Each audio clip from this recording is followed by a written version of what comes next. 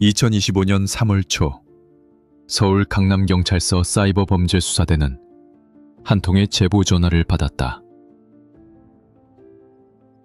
한국인 신분증 수천 장이 캄보디아 현지에서 거래되고 있습니다. 통화는 30초도 채 되지 않았다. 발신자는 번호 추적이 불가능한 해외 인터넷 전화였다. 그러나 수사관들은 직감적으로 느꼈다. 이건 단순한 루머가 아니었다. 며칠 뒤 캄보디아 프놈펜 경찰청에서 공식 연락이 들어왔다. 현지 범죄 조직의 은신처를 급습하던 중 방 한가득 쌓인 상자 속에서 대한민국 주민등록증과 운전면허증 약 1000여 장이 발견되었다는 보고였다. 그중 일부는 분실 신고가 접수된 실제 한국인들의 것이었고 몇몇은 아직 사용 중으로 표시되어 있었다. 서울 강남경찰서는 즉시 국제 공조수사를 요청했다. 경찰청 외사과와 사이버 수사국이 움직이기 시작했다. 그들이 가장 먼저 한 일은 신분증에 적힌 이름 목록을 대조하는 것이었다. 그 결과 놀라운 사실이 드러났다. 발견된 신분증 상당수가 최근 1년 사이 국내에서 실종되거나 단기 해외 취업 알선 광고를 통해 출국한 20도 30대 청년들과 일치했다. 특히 일부는 SNS상에서 캄보디아 콜센터 채용 공고를 보고 떠난 뒤 연락이 두절된 사람들의 이름이었다. 한 경찰 관계자는 당시를 이렇게 회상했다. 신분증 사진 속 얼굴들이 모두 평범한 젊은이들이었습니다. 누군가의 아들, 딸이었죠. 그런데 그 신분증이 해외 범죄 조직의 손에 있었다는 건 단순한 사기 사건을 넘어선 심각한 인신매매 정황을 의미했습니다. 수사팀은 즉시 피해자 추적에 나섰지만 캄보디아 현지에서는 그들의 행방을 알고 있는 사람이 아무도 없었다.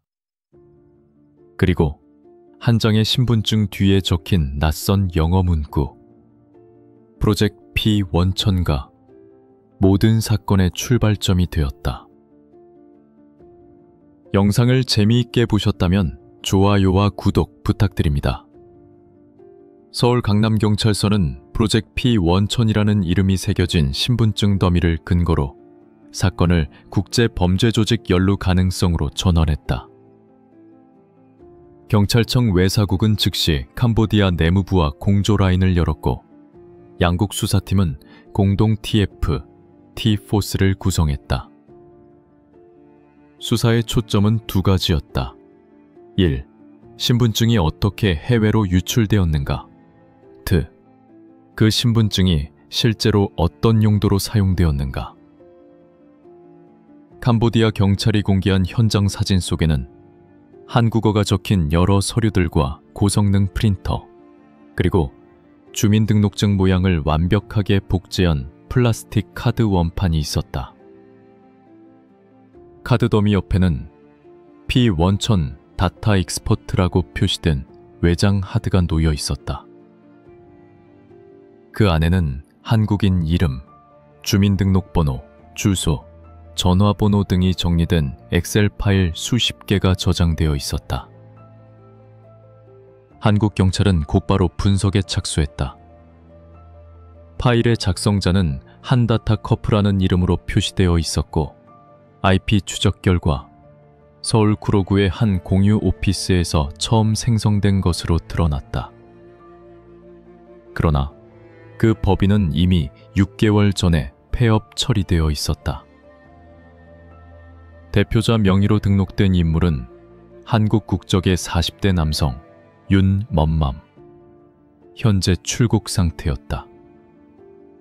윤 씨는 과거 인력 파견 업체를 운영하며 해외 취업 알선 명목으로 여러 청년들을 동남아로 보내온 이력이 있었다. 그가 마지막으로 포착된 기록은 2024년 11월 인천공항에서 캄보디아 프놈펜행 항공편을 탑승한 CCTV였다. 그 이후로 그는 한국으로 돌아오지 않았다. 수사팀은 윤 씨의 금융기록과 통신 내역을 추적하면서 놀라운 연결고리를 발견했다. 그의 통장에는 매달 정기적으로 캄보디아, 태국, 필리핀 등지의 계좌로 송금된 내역이 있었으며 송금 메모에는 항상 같은 문구가 적혀 있었다. ID 152A New Dataset. 이건 단순한 데이터 유출이 아니었다. 한국에서 실존 인물의 신분증을 확보해 해외 범죄 조직이 보이스피싱 콜센터 인력용 가짜 신원으로 대량 활용하고 있었다는 정황이었다. 그 시각 캄보디아 프놈펜 외곽의 한 공장에서 현지 경찰이 또 하나의 은신처를 급습했다. 그곳에서도 300여 장의 한국 신분증이 추가로 발견됐다. 하지만 이번에는 신분증뿐 아니라 얼굴이 찍힌 CCTV 캡처 이미지도 함께 있었다. 수사관들은 그제야 깨달았다. 이건 단순한 복제 신분증이 아니라 얼굴 인식 시스템을 악용한 인신매매 및 금융사기용 데이터 세트였다.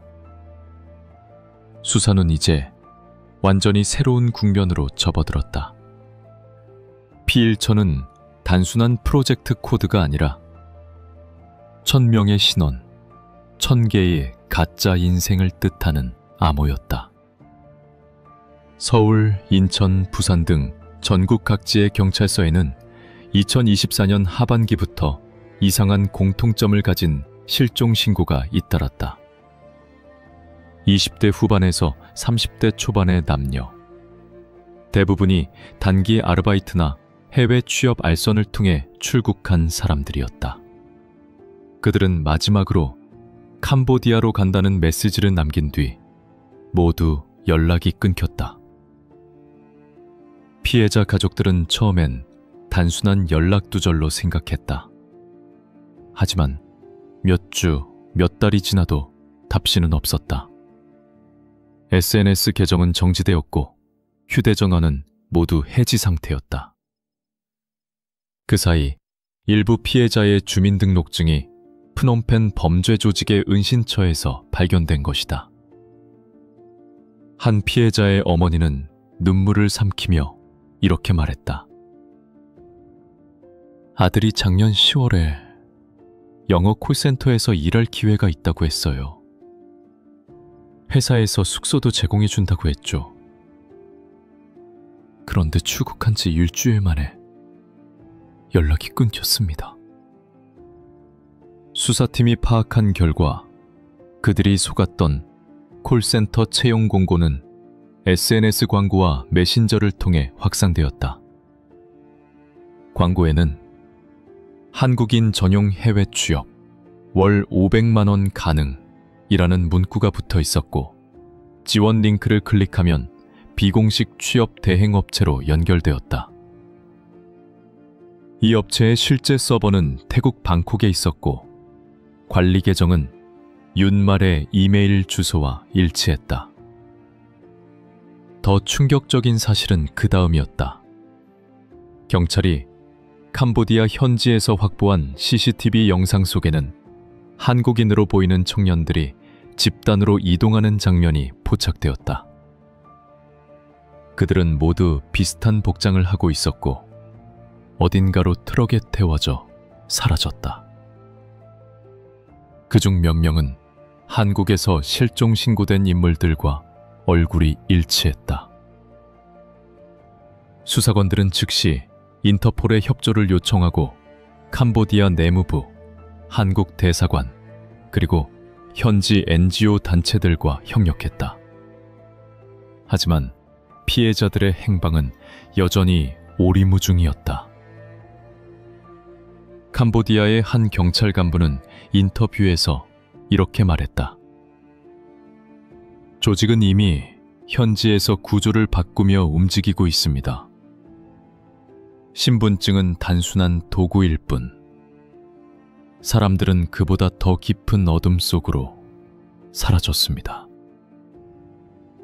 서울 본청의 사이버 수사대는 이제 P1000 프로젝트가 단순한 신분증 밀매가 아닌 인신매매와 전자금융 범죄가 결합된 복합 구조임을 확신했다.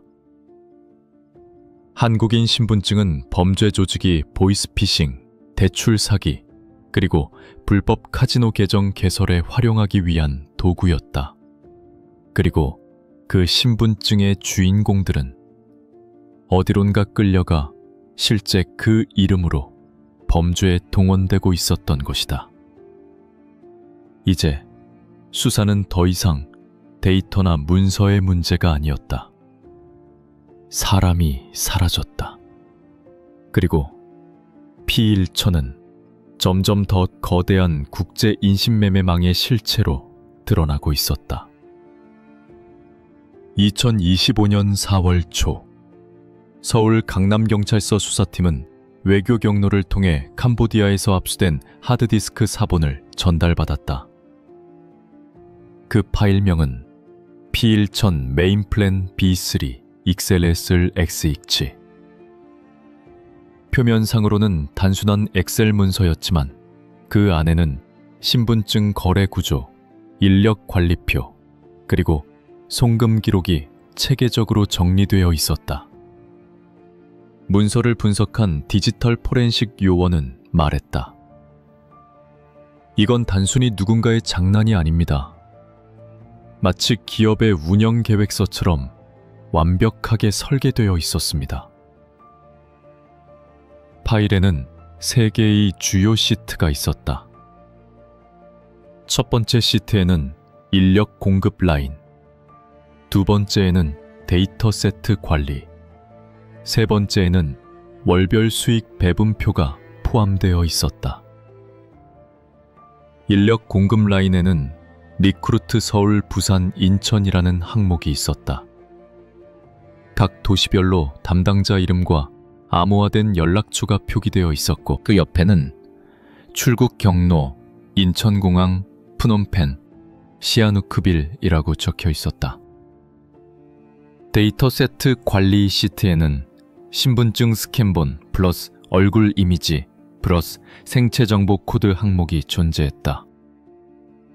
이건 곧 실제 사람의 신원을 데이터화한 범죄용 패키지를 뜻했다. 가장 소름 끼친 것은 월별 수익 배분표였다. 이 표에는 코리아 HQ, PHN 오피스, SEA 브란치 등의 명칭과 함께 정확한 수익 분배 비율이 기재되어 있었다. 즉, 한국 내 조직과 동남아 현지 조직이 명확히 연계된 하나의 네트워크로 움직였다는 뜻이었다. 문서의 최하단에는 낯익은 문구가 있었다. 슈퍼바이저 윤 K, CEO 한데이터컵. 그 이름은 앞서 인천공항 CCTV에서 마지막으로 포착된 윤지맘의 것이었다. 서울경찰은 즉시 국제형사기구 인터폴에 적색 수배 요청을 보냈다. 윤 씨는 P10의 설계자이자 총괄 관리자로 지목되었다. 그러나 그의 흔적은 캄보디아 이후 말레이시아, 라오스, 그리고 미얀마로 이어지며 점점 더 추적이 어려워졌다. 같은 시기 캄보디아 프놈펜에서는 현지 경찰이 폐건물 한 곳을 급습해 또 하나의 단서를 찾아냈다. 바닥에 쌓인 먼지 사이에서 발견된 노트북 한 대. 부팅 화면에는 파란색 로고와 함께 영어로 된 문구가 떴다. Welcome to P10 Control System. 그 시스템 내부에는 한국 IP에서 원격 접속된 기록이 남아 있었다. IP 추적 결과 서울 구로구의 한 인터넷 카페였다. 경찰이 확보한 CCTV 영상 속 마스크를 쓴 한 남성이 새벽 2시경 그 자리에 앉아 있었다.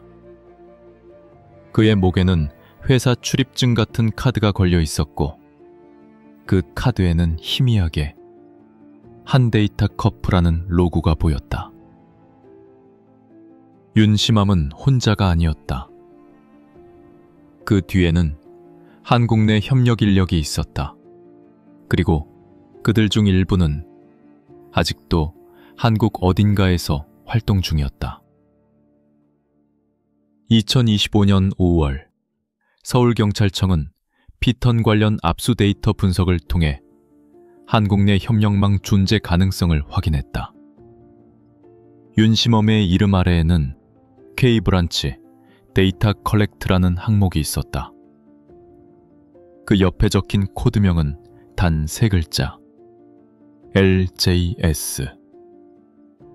수사관들은 즉시 한국 내 금융권, 행정기관, 인력중개업체를 중심으로 자료 유출 경로를 추적하기 시작했다. 며칠 뒤 서울 구로구의 한 사무실에서 근무하는 데이터 처리 하청업체 직원 이멈수 32세가 긴급 체포됐다. 그는 공공기관 하도급을 받아 분실 폐기 예정 신분증 스캔 데이터를 관리하는 담당자였다. 경찰 조사에서 그는 윤 씨와의 개인적 거래를 부인했지만 컴퓨터 포렌식 결과 그의 노트북에서는 피턴 쉐어 덧붙집이라는 암호화 파일이 발견됐다. 파일 안에는 300여 명의 한국인 신분증 이미지가 포함되어 있었고 메타데이터에는 윤 씨의 이메일 주소가 기록되어 있었다. 이멈수는 결국 혐의를 일부 인정했다. 처음엔 단순히 신분증 샘플을 요청받았어요. 디자인 연구 용도라고 해서 넘겼죠. 그게 이렇게 커질 줄은 몰랐습니다. 그는 윤명이 AI 신분증 인식 솔루션 사업을 구상한다며 데이터를 구해달라고 요청했다고 진술했다. 대가로 송금된 금액은 매달 약 200만 원 정도였다. 하지만 송금 계좌는 모두 해외 가상화폐 환전소를 거친 차명 계좌였다. 경찰은 이멈수를 통해 새로운 사실을 확인했다. 윤 씨의 회사 한데이터 커플은 공식적으로는 AI 영상 분석 OCR 솔루션 업체로 등록되어 있었다. 그러나 실제로는 한국 내에서 신분증 원본 이미지, 얼굴 사진, 개인정보를 불법으로 수집 판매하던 데이터 브로커 역할을 하고 있었다. 조사 과정에서 경찰은 또 다른 인물의 이름을 발견했다. 한데이터 커프의 재무관리 담당으로 등록된 김만진, 여 28세. 그는 과거 한 IT 스타트업에서 AI 학습 데이터 라벨링 프로젝트 매니저로 일한 경력이 있었다.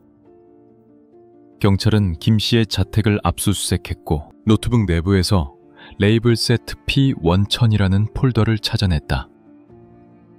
그 폴더 안에는 얼굴 정면, 측면 사진이 쌍으로 저장된 수백 개의 파일이 있었다. 파일명은 001 허시와이, 002 허시봇 홈 등 일련 번호로 구성되어 있었지만 각각의 XIF 데이터에는 한국 이름과 생년월일이 포함되어 있었다. 수사관들은 즉시 판단했다. P1000은 단순한 데이터 거래가 아닌 AI 학습용으로 위장된 신분정보 수집 프로젝트였다.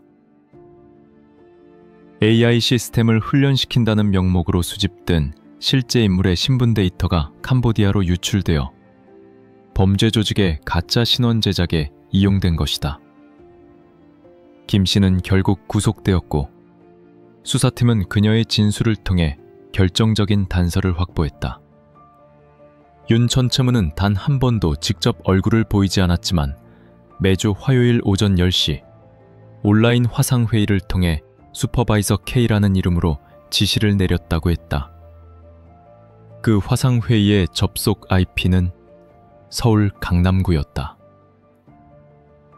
P1000은 해외 사건이 아니었다. 그 중심은 바로 한국에 있었다. 5월 말 서울 강남경찰서 사이버범죄수사대는 김먼진의 진술을 토대로 슈퍼바이서 K가 접속했던 IP 주소를 추적했다. 그 결과는 충격적이었다. IP는 강남구 논현동에 위치한 한 코워킹 오피스 건물 9층 에이펙스 비즈니스 타워로 연결되었다. 해당 층에는 여러 스타트업이 입주해 있었고 그중 하나의 사무실 간판에는 낯익은 이름이 붙어 있었다. HDC 테크랩. 경찰이 확보한 사업자 등록 자료에 따르면 HDC 테크랩은 공식적으로 AI 기반 OCR 및 생체 인증 솔루션 개발업체로 등록되어 있었다.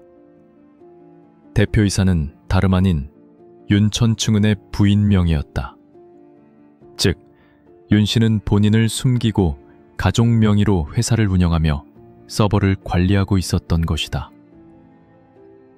수사팀은 즉시 압수수색 영장을 발부받아 현장에 진입했다. 오피스 내부는 겉보기엔 평범했다. 데스크 위엔 개발 노트북, 회의용 모니터, 커피 머신이 놓여 있었고 벽 한쪽에는 AI로 더 안전한 세상이라는 문구가 붙어 있었다. 그러나 창고 칸막이 뒤편 작은 서버룸에서 수사관들은 의문의 장비 3대를 발견했다. 그 장비는 일반적인 개발 서버가 아니라 VPN 라우터와 클라우드 게이트웨이 역할을 하는 암호화 장비였다. 장비 안에는 p1000core.kr이라는 도메인 주소가 설정되어 있었고 그곳에서 프놈펜 IP와 지속적으로 데이터 송수신이 이루어지고 있었다. 전문가의 분석 결과 해당 서버는 한국에서 수집한 신분 정보와 얼굴 데이터를 자동으로 암호화해 캄보디아 쪽 서버로 전송하도록 설정되어 있었다. 즉, P1000의 본거지는 프놈펜이 아니라 서울 강남 한복판이었다. 압수된 로그 파일에는 매일 오전 9시와 오후 6시에 오토싱크 컴플리트라는 메시지가 기록되어 있었다. 이는 근무 시작과 종료 시간에 맞춰 자동 업로드가 이루어진다는 뜻이었다. 더 충격적인 건 해당 서버에는 내부 접속 기록이 있었는데 그중 일부는 gov.kr 도메인에서 접속된 흔적이 남아 있었다. 즉, 공공기관 내부망을 통해 접근한 정황이었다. 서울경찰청 관계자는 익명을 전제로 이렇게 말했다. 이 사건은 단순한 개인 범죄를 넘어선 체계적인 산업형 데이터 유출 구조입니다. 내부 접근 권한을 가진 자가 없었다면 이런 대량의 신분 정보는 절대 빠져나올 수 없습니다. 캄보디아 현지에서는 이미 P1000 관련자 12명이 구속되었고 그중 4명은 한국어로 대화할 수 있는 인물들이었다. 그들의 진술에 따르면 데이터는 한국에서, 사람은 현지에서 조달된다는 지시가 반복적으로 내려왔다고 한다. 모든 단서가 강남으로 향하고 있었다. 윤천 첨은을 흔적, 가족명의 회사, 암호화 서버, 그리고 슈퍼바이서 K. 그는 여전히 어딘가에서 접속 중이었다. 경찰은 서버에서 남아있던 마지막 로그인 기록을 복원했다. 날짜 2025년 5월 28일 22시 17분. 위치 서울 강남구 논현동. 사용자명 K 아드미니스트레이티브. 그날 이후 서버는 완전히 꺼졌다. 그리고 윤날먼의 디지털 흔적은 한국에서도 캄보디아에서도 사라졌다. 서버가 꺼진 지 3일 뒤 서울 강남경찰서의 HDC 탱랩 명의의 클라우드 계정에서 자동 백업된 압축 파일 하나가 업로드되었다.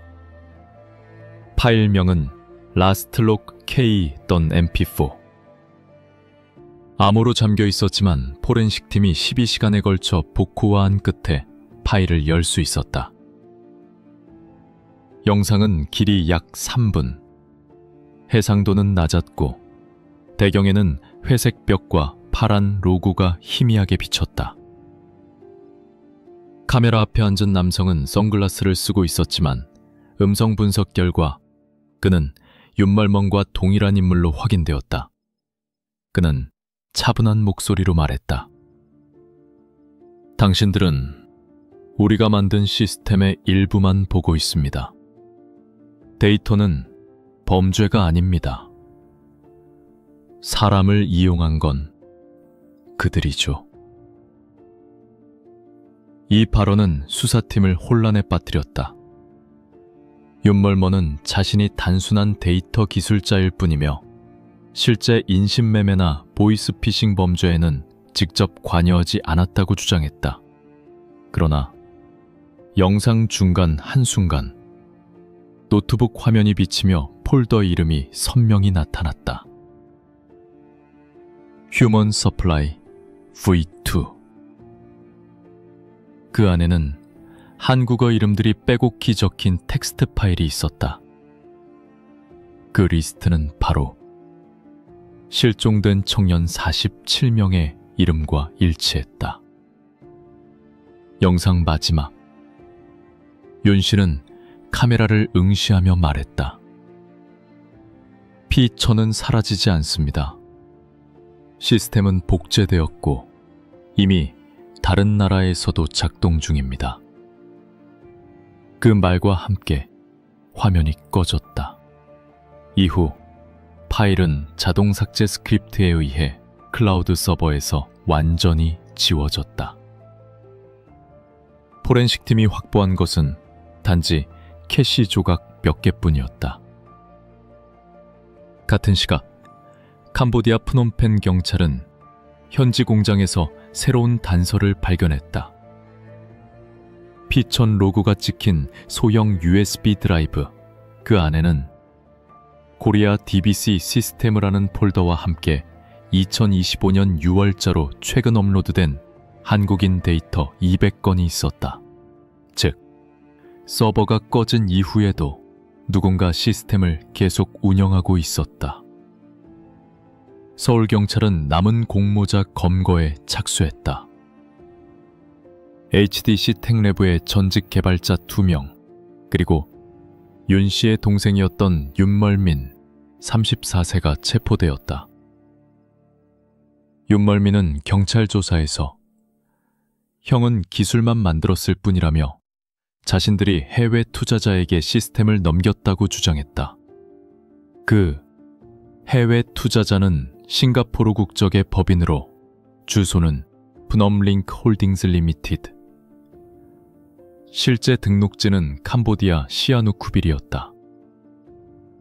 수사팀은 이 사건이 이미 국경을 넘은 데이터 인신매매 망임을 확인했다. 윤멀멍의 행방은 여전히 불명. 그러나 인터폴은 그가 필리핀 세부공항에서 위조 여권으로 출국한 정황을 포착했다. 서울 강남에서 시작된 수사는 이제 동남아 전역을 뒤흔드는 국제사건으로 번지고 있었다. 그리고 한국 경찰은 그날 사건 명칭을 공식화했다. 비천 사건, 한국인 신분정보 대량 유출 및 인신매매 공조수사. 사건은 끝나지 않았다. 단지 새로운 국면으로 넘어갔을 뿐이다. 2025년 6월, 한국경찰청 외사국은 캄보디아, 태국, 필리핀, 라오스 수사기관과 공동으로 피천 국제합동조사단을 구성했다. 사건의 본질은 인신매매와 데이터 거래의 융합범죄, 즉 신원 기반 인신매매 네트워크였다. 그러나 수사는 초반부터 난관에 부딪혔다. 캄보디아 현지 서버와 관련 계좌는 모두 가상화폐 기반 송금망을 통해 관리되고 있었고, 법적 협조 절차는 국가별로 달라서 추적이 지연됐다. 한 수사관은 이렇게 말했다. 서류 한 장을 보내는데 몇 주가 걸립니다. 그 사이 서버는 이미 옮겨져 버리죠. 서울 강남경찰서 디지털 포렌식 팀은 압수된 서버에서 또 다른 단서를 찾았다. 미럴 피천전넷. 한국 서버의 완전한 복제본이 싱가포르, 베트남, 말레이시아에 각각 분산 저장되어 있었다. 즉, 한 곳이 폐쇄되어도 나머지 서버가 자동으로 다시 작동하는 구조였다. 이건 일종의 범죄형 분산 네트워크였다. 한국 경찰은 사이버 안보센터와 협력해 해외 서버 접근 차단을 시도했지만 몇 시간 뒤 P1천의 새로운 노드가 다시 생겨났다. 누군가 계속 서버를 관리하고 있었다. IP 추적 결과 그 접속지는 한국 서울 부산 구간 VPN 네트워크로 확인됐다. 즉, 아직도 내부에 남아있는 조력자가 있었다. 한편 캄보디아 현지 경찰은 프놈펜 교회 창고에서 감금된 한국인 5명을 구조했다. 그들은 모두 SNS 취업 광고를 통해 입국한 사람들이었고 범죄 조직의 관여로 한국인 상담원 신분을 가장해 보이스피싱 전화를 걸었던 것으로 드러났다. 피해자 중 한 명은 이렇게 증언했다. 우리가 쓰던 신분증 이름은 실제 한국 사람들의 것이었어요. 그걸로 계좌를 만들고 돈을 빼갔죠. 저희도 피해자였어요. 이들의 증언은 윤첨첨 일당이 만든 시스템이 단순 데이터 유출을 넘어 신분증, 얼굴, 사람이 일체화된 범죄 플랫폼임을 입증했다. 모든 것이 하나의 상품 세트로 거래되고 있었던 것이다. 서울경찰은 윤첨청의 행방을 좁히기 위해 SNS, 암호화 메신저, 다크웹 거래 게시판을 수색했다. 그리고 6월 14일 다크웹 포럼에서 익명의 글 하나가 포착됐다. P1천 will restart. New Hub, 부산. 부산. 새로운 허브. 윤첨천이 사라진 뒤에도 누군가는 그의 시스템을 재가동하려 하고 있었다. 사건은 멈추지 않았다. 조직은 이름만 바꾸어 살아있었다. 그리고 서울경찰은 국민들에게 주의를 당부했다. 최근 온라인에서 해외 취업 광고를 볼 경우 반드시 정부 인증기관을 통해 사실 여부를 확인해 주시기 바랍니다. 영상을 흥미롭게 보셨다면 좋아요와 구독 부탁드립니다. 그러나 취재팀은 알았다. 좋아요와 구독이 아니라 지금 필요한 것은 누군가의 생명을 되찾는 일이라는 것을. 2025년 7월 초 경찰청 사이버 수사국은 다크웹 포럼에서 언급된 뉴헙 부산 문구를 근거로 부산 지역의 데이터 센터와 해운 관련 창고를 집중 조사했다. 그중 한 곳, 부산 감천항 인근의 물류 창고에서 이상한 데이터 송신 패턴이 포착되었다. 밤마다 짧은 간격으로 해외 IP로 암호화된 트래픽이 쏟아져 나가고 있었다. 7월 12일 새벽 2시, 수사관 20여 명이 투입되어 현장을 급습했다. 문이 열리자 빛 한 줄기 없는 창고 안에 고성능 서버 6대와 위성통신 장비가 늘어서 있었다.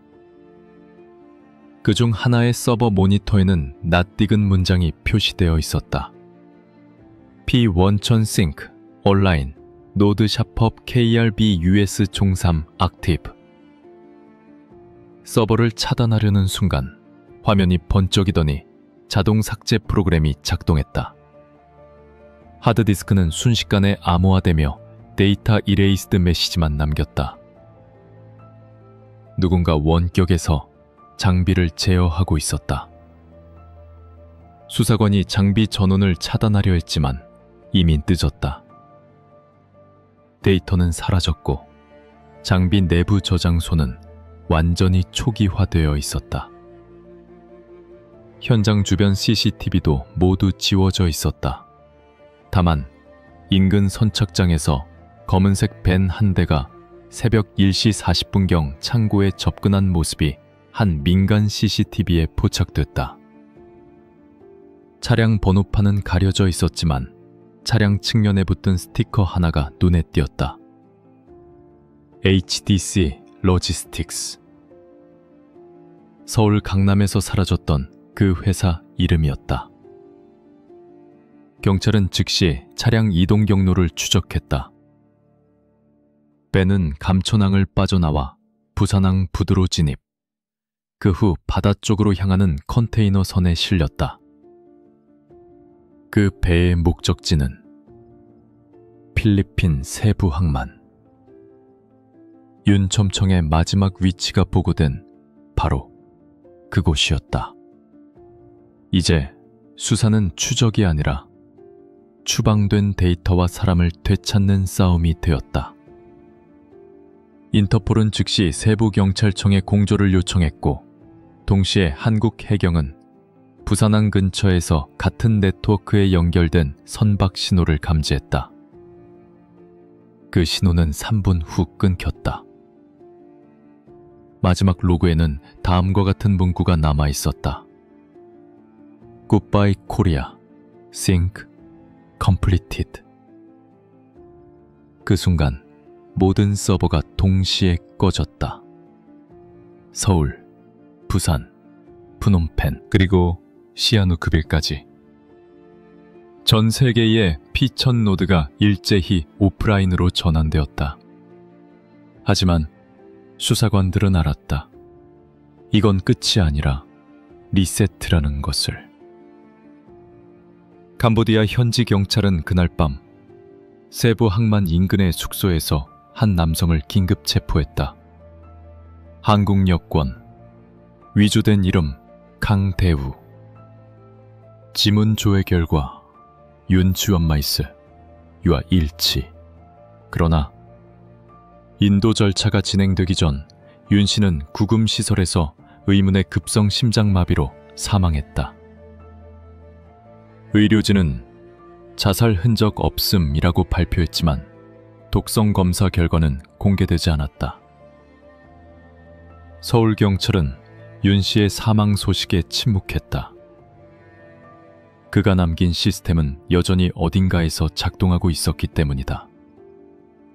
그의 노트북엔 단 하나의 파일만 남아 있었다. If you stop one, another will start. Data never dies.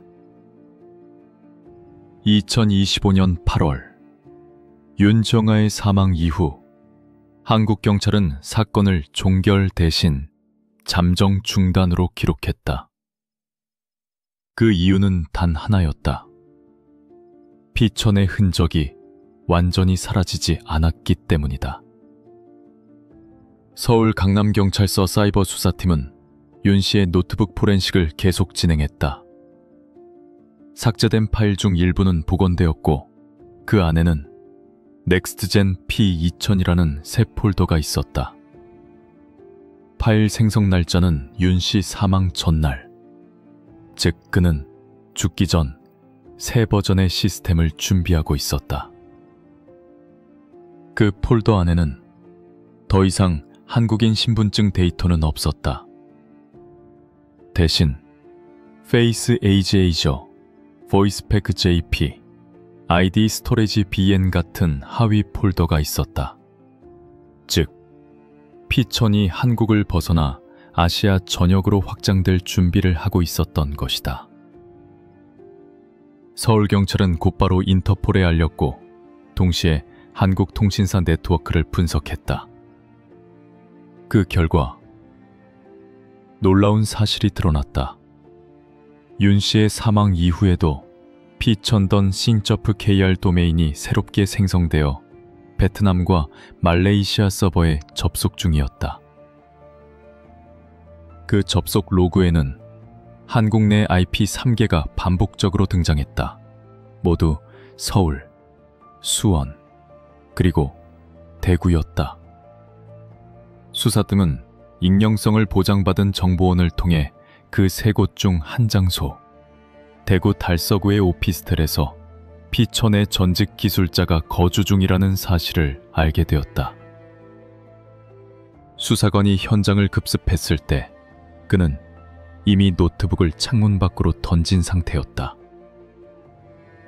하드디스크는 파손되었지만 메모리 잔류 데이터 복구를 통해 단 한 문장이 복원되었다. 넥스트 업로드 어거스트 20 00제 JST, 즉 새로운 시스템이 8월 20일 일본 표준시 기준으로 재가동될 예정이었다. 수사팀은 긴급 대응 체계를 가동했다. 한국, 일본, 캄보디아, 필리핀 경찰이 동시에 피이천 차단 작전에 들어갔다. 그러나 그 시각 서울의 한 카페 CCTV에는 노트북을 들고 앉은 남성이 포착되었다. 그의 화면에는 윤정이 남긴 그 문구가 떠 있었다. Data never dies. 8월 20일 00시 전 세계 12개국에서 동시에 피천싱크 온라인이라는 로그가 뜨기 시작했다. 새로운 네트워크는 완전히 다른 IP, 다른 암호 체계로 작동하고 있었다. 서울경찰의 차단 명령은 실패했다. 시스템은 이미 인간의 손을 떠나 자동화된 상태였다. 사건을 취재하던 우리 제작진은 당시 서울 본청에서 한 수사관의 짧은 말을 들었다. 윤 씨는 죽었지만 그가 만든 건 알고리즘이 아닙니다. 사람들의 욕망과 두려움을 연결한 네트워크였죠. 그걸 없앨 방법은 없습니다.